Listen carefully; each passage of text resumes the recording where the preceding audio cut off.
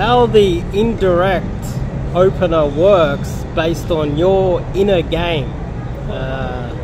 We're delving a little bit deep onto this one, but let's try to explain this one to you guys. Top link in the description. Check out my website if you want to learn cold approach myself.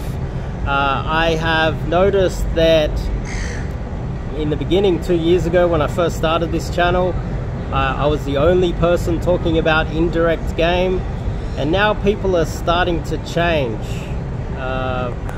More and more coaches are starting to talk about indirect game, and that's more of a testament to me knowing what I'm talking about and being a thought leader in this space. So if you were to consider getting coaching with anybody, I recommend you do it with a thought leader, someone who changes the way the industry is coaches, the way the industry thinks about coaching. And the best way to do that is find yourself a thought leader who changes the way the industry teaches it. But let's talk about an indirect approach. The opener, I know a lot of guys are going to now, a lot of the marketers out there are going to steal this, but who cares? Let's just get into it. As long as you guys know where it originated from, it originated from me when they start stealing it. Indirect opener. Now there's a difference between a direct opener that comes across very needy and coming from a point of weakness, and an indirect opener which comes from a point of power and a point of less anxiety. It takes less anxiety to come from a point of power, and also it shows that you have less scarcity. So it projects three things really. It shows you have the ability to let her go at any moment. You don't really care.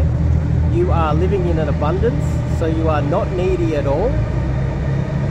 And three, it shows that you are coming from a point of power, not a point of weakness.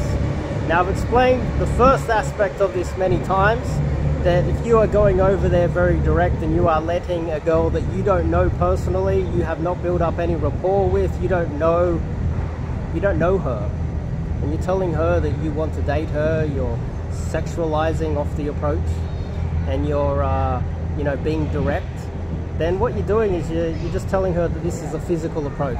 You don't care about her emotionally, you don't care about her personality, it's just physical. And the only way that's going to work is if you're punching down. So if you're sexualizing off the approach, you're telling her she's pretty, etc., which are two different things, but they're kind of, I put them in the same box. You are coming from a point of weakness. You are punching down, because a girl, she's only ever going to do that one night stand thing with a girl that is way above her mate value. So then, if you're sexualizing off the approach or you're complimenting off the approach, you might as well go follow a black pill channel, because that's not proper pickup. That's not proper cold approach. Second aspect of it is that a lot of guys, they will do, I refer to the extreme example of the yad stop. Now, people didn't call it the yad stop 2 years ago. I'd like to take credit for that as well. A lot of guys, they just called it the stop. Oh, you must stop her in her tracks. You must have good body language and be front on and have good eye contact.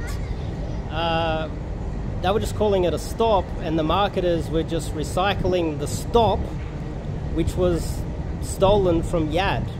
So now, if you hear the Yad stop, I've been pushing it hard for the last 2 years to give Yad the credit that he deserves, because he invented that. But that's also a form of direct. What you're doing is you're giving away your power. If you approach a girl and as soon as you open your mouth, she doesn't hook, sure, you can say a little bit more, and you verbally try to hook her and try to get into a conversation, and she starts to drift away, like she starts to turn a little bit away, or she starts to walk off, and you find yourself following. Look at your feet. Maybe set up a camera and watch your own body language. Get a wing to watch what you do. If she drifts a little bit, she like starts to, and then you maybe subconsciously, because this is an inner game problem with you, you instantly go, oh, and you try to get front on. You try to get in, get closer to her because you feel that she's leaving you. You're projecting multiple things there. You're projecting an inner game problem. You're projecting scarcity because you're fearful that she's going to leave you. And it's very needy. So you're projecting multiple things at once, and you're subconsciously, most of you guys out there do this, you're subconsciously showing it in your footwork and, oh please, please come and, and then what that does is, the extreme example of that is the ad stop where you run and jump and plant her in her place, and you stop her in her spot, and then you be very direct. And then what guys do is they sit back and they put one toe up and they plant themselves, and they plant their feet in this sort of like one foot in front of the other. They bring the toe up and they rock on their heel, and that is another form of subconscious inner game weakness.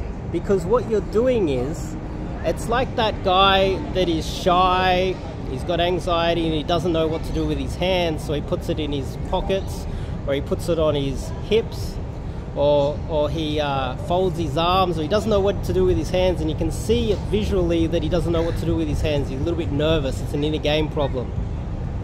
You're doing that with your footwork and your body language. As soon as you see any sort of, as if like you're losing the girl,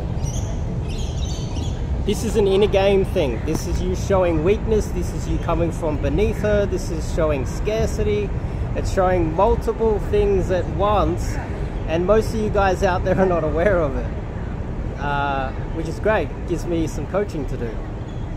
This is one of the things that I do coach on my programs because I have the experience and I've thought about it a lot more.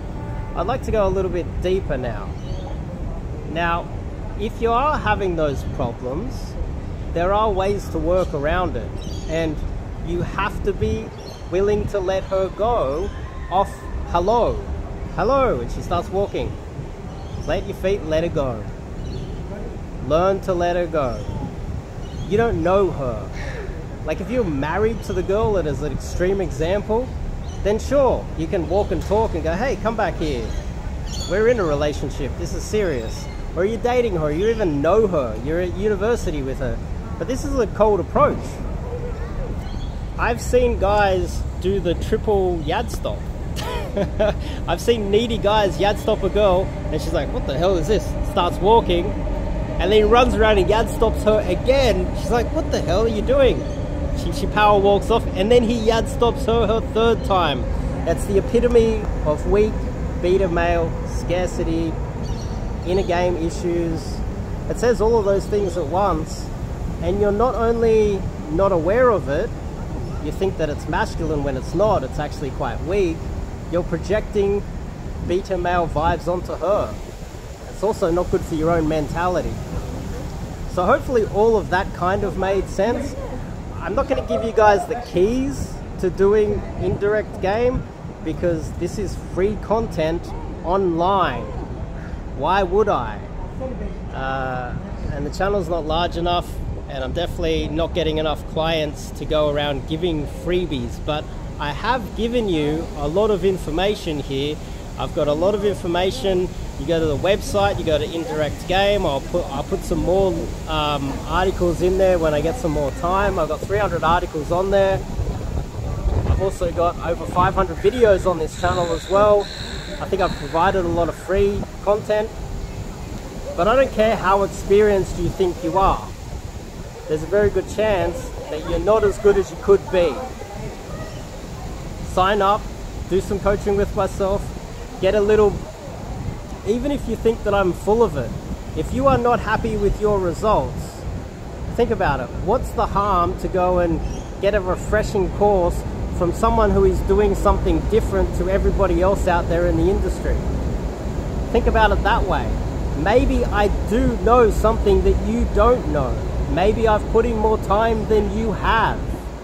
I don't care if you consider yourself advanced, there's a very good chance that you're not.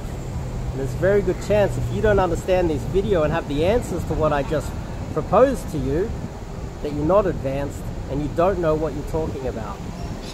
And there's no harm in giving me a try, is there? You could only get better, couldn't you? Worst case scenario, you leave and you're like, oh, Dave's full of crap. Dave's a con artist. He's just a contrarian. He's a contrarian marketer just for the sake of being a contrarian marketer. I can assure you I'm not. I'll see you guys in the next video.